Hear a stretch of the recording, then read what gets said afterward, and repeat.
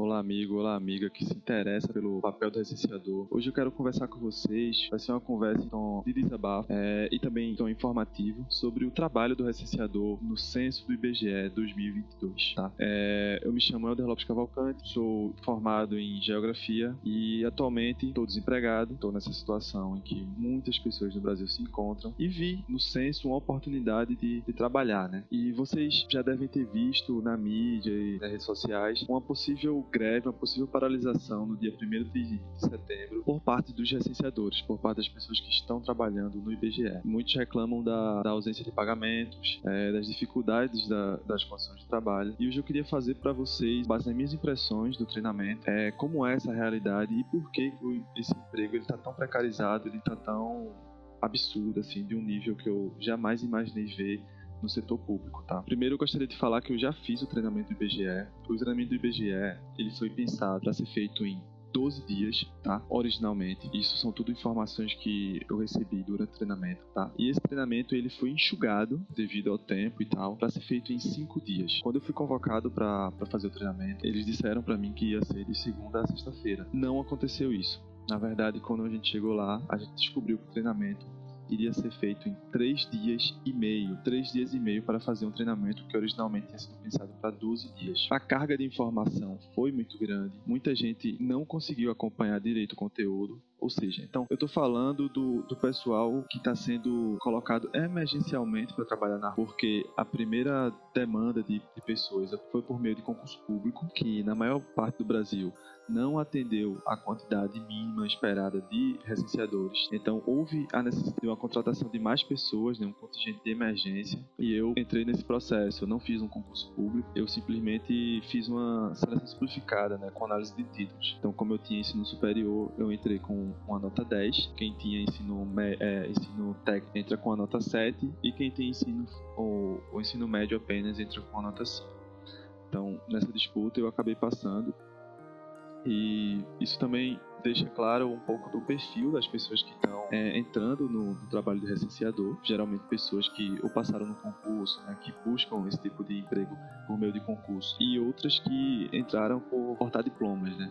Então são pessoas de escolaridade um pouco superior ao que a gente vê em geral do público que acaba trabalhando na rua mesmo. Então isso eu coloco uma primeira dificuldade, assim, que é a formação das pessoas que estão indo para a rua, que já não são um público que tem muito perfil de ir para a rua, que não tem o trato, né, de lidar com essa realidade que é tão complexa das ruas brasileiras. E além disso, falando agora um pouco do treinamento, o treinamento ele é insuficiente para você sair preparado, dominando as metodologias que são aplicadas no censo. Principalmente para quem está fazendo esse treinamento às pressas, né, esse treinamento rápido demais, assim, em 3 dias e meio, que foi o meu caso. Eu até consegui dominar um pouco o DMC, que é o dispositivo móvel de coleta, que é o aparelho que o recenseador ele utiliza nas entrevistas, porque eu tenho um pouco mais de afinidade com questões tecnológicas. Mas eu notei que muitos dos colegas que estavam lá tiveram mais dificuldade de aprender a mexer com o equipamento e entender um pouco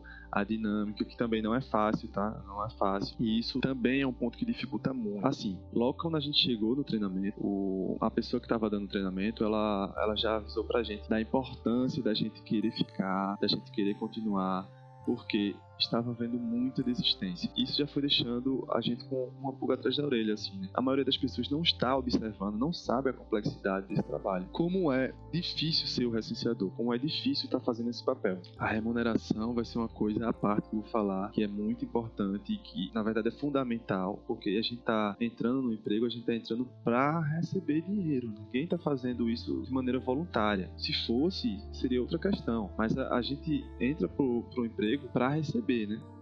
Depois desse treinamento insuficiente, a gente ficou sabendo que a gente ia receber por esse treinamento, né? Então, o que foi me informado é que a diária do treinamento era de R$ 40, tá? Cada dia valeria R$ 40. Se a gente tivesse feito os 5 dias de treinamento, a gente teria tido um treinamento de melhor qualidade, sairíamos para a rua mais preparados e, além disso, receberíamos um valor maior por esse treinamento. O trabalho está tão precarizado que o treinamento ele foi menor e a gente vai receber menos por isso também. A gente vai receber por R$ 140. Quando receber, né, que ainda tem essa questão que é o principal motivo de todas as críticas, é se o recenseador recebe ou não. E por que essa questão, essa dúvida se o recenseador consegue receber ou não? Porque no próprio treinamento a gente faz um setor censitário. Para quem não sabe, o recenseador ele fica responsável por um setor censitário, é o setor, as quadras, as ruas em que esse recenseador ele vai atuar, ele vai trabalhar, ele é responsável por essa área. Como eles colocaram no edital que o recenseador ele iria trabalhar, iria receber com base na produtividade, as pessoas acharam que muita gente se engana, né, com essa questão e acha que você, se trabalhar mais, você vai receber mais e, enfim, é só se matar de trabalhar que você vai receber um dinheirinho a mais. Mas o que acontece na realidade é que para o recenseador receber o seu salário, ele precisa fechar o seu setor censitário. E fechar um setor censitário é muito difícil. É muito difícil. Tem uma série de complexidades, uma série de dificuldades e que colocam em xeque se você, como recenseador, vai ou não conseguir daqui para os 3 meses, daqui para o final desses 3 meses, se você vai conseguir fechar um ou 2 setores. Assim. Eu falo isso porque existem uma gama de setores diferentes. Existem setores mais simples, setores mais complexos. E você também ganha pelo número de entrevistas, pelo número de casas que visita e todas essas coisas. Com base no que eu ouvi de pessoas que estão trabalhando no censo e que conseguiram receber, que são uma parcela pouca, tá? Pouquíssimos. Uma pessoa que eu soube que ela conseguiu fechar o setor censitário e o valor estava no contra-cheque, não recebeu ainda, mas estava no contra-cheque que ia receber R$800 pelo setor que fechou, tá? O setor mais simples, que conseguiu ser fechado, e ela receberia R$800. O recenseador, ele vai pra rua sem receber auxílio transporte. Se ele morar longe do setor dele, o problema é dele, ele que se vire.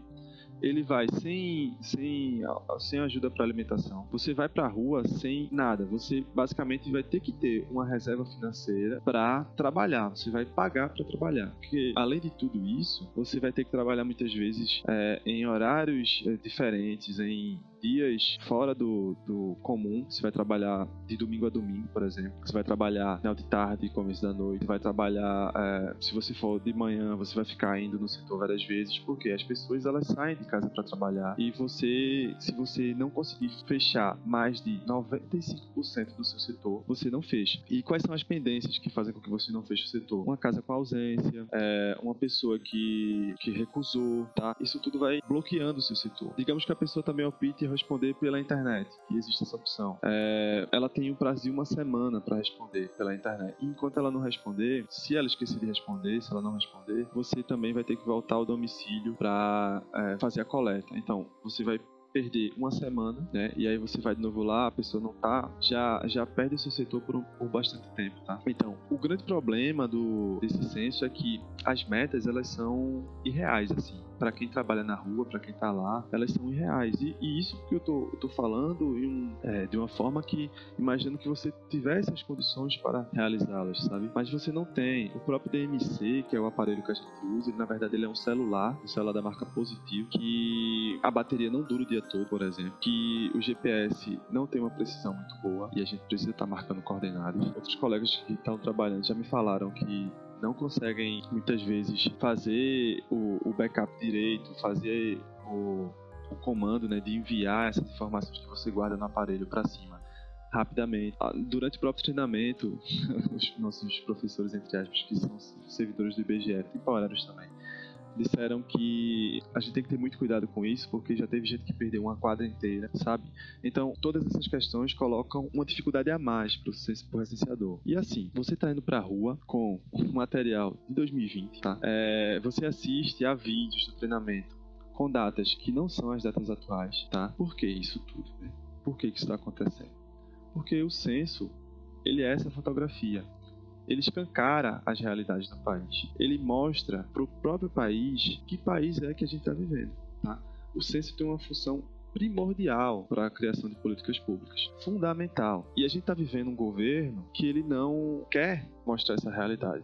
Um governo negacionista, um governo que esconde a realidade da gente. Então, quando eu falo para vocês que o papel do recenseador ele é fundamental para o Brasil, é porque ele é. E não é à toa que durante esse governo, durante esse período que a gente está vivendo da nossa vida, isso está acontecendo, o recenseador está sofrendo tanto, é porque o papel dele é fundamental. Nunca antes o recenseador foi tão precarizado como agora. Isso tudo tem uma intencionalidade por trás. O censo está acontecendo agora em 2022, 12 anos após o censo de 2010, por causa de uma ação do STF, que obrigou que esse censo acontecesse agora. Porque esse censo deveria ter acontecido há 2 anos atrás, e não aconteceu, e a verba é pouca, e tá tudo muito enxuto. Os postos de coleta do IBGE são todos cedidos. Tá? O IBGE tá fazendo o trabalho dele de uma forma já precarizada. E quando chega na ponta da linha, para quem vai bater de porta em porta, essa precariedade ela fica ainda mais descontrolada. Então, eu tô fazendo esse desabafo aqui porque eu realmente não sei se vale a pena você que está desempregado entrar nesse emprego. Eu realmente não sei se vale a pena. Eu tô apto a ser contratado, eu fiz o treinamento, fui todos os dias, estudei, li esse manual aqui, tá? Eu li esse manual. Eu fui até o IBGE antes de ser chamado, porque eu tô desesperado por um emprego. Muita gente tá nessa situação. E agora, quando eu me deparo com a realidade do que é esse emprego, eu fico, cara, não vale a pena. Tipo, não vale a pena, não faz sentido esse emprego, não faz sentido nenhum. Assim, ninguém vai conseguir fechar 2, 3 setores com 95%. Talvez a gente talvez receba, mas em que momento a gente vai receber? Depois de que nível de estresse, que nível de dificuldade que a gente vai enfrentar para receber, talvez, um salário mínimo, sabe? Porque nem a garantia de um salário mínimo a gente tem. Eu moro em Recife, o setor que ficou para mim foi Recife 3, que é a área norte do Recife. E durante o treinamento eu estava conversando com algumas pessoas e tinha gente do Janga, tinha gente de Paulista, gente de Jaboatão. Porque é isso, né? O desemprego ele tá em todos os lugares. E quando as pessoas veem uma oportunidade de conseguir um emprego, elas vão e tentam agarrar. Então essas pessoas elas vão ter de se deslocar de ônibus da sua casa até o seu setor com o dinheiro do próprio bolso. As pessoas estavam indo para o treinamento e o treinamento tinha 1 hora de almoço e tinham que comprar o almoço lá na frente, porque esse dinheiro do treinamento a gente não recebeu até agora. Eu, por sorte, tinha condição de vir em casa e voltar de bicicleta, dava tempo, então eu acabei não tendo que gastar dinheiro para fazer o treinamento. Mas muito provavelmente vou ter que gastar dinheiro para estar na rua trabalhando e eu não tenho esse dinheiro. Tenho condição de pagar um almoço todos os dias. Eu tava fazendo um cálculo que se eu gastar, se eu passar o dia todo trabalhando na rua, de domingo a domingo, 30 dias por mês, eu vou gastar em torno de R$120. Isso eu fiz uma conta bem básica assim, né?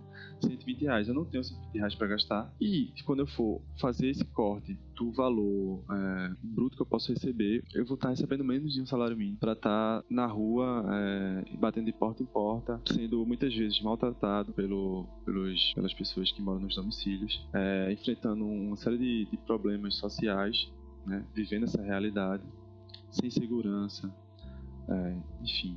Muito também porque as campanhas de conscientização da população para a importância do censo, elas não acontecem. Você não vê na televisão se falar sobre o censo.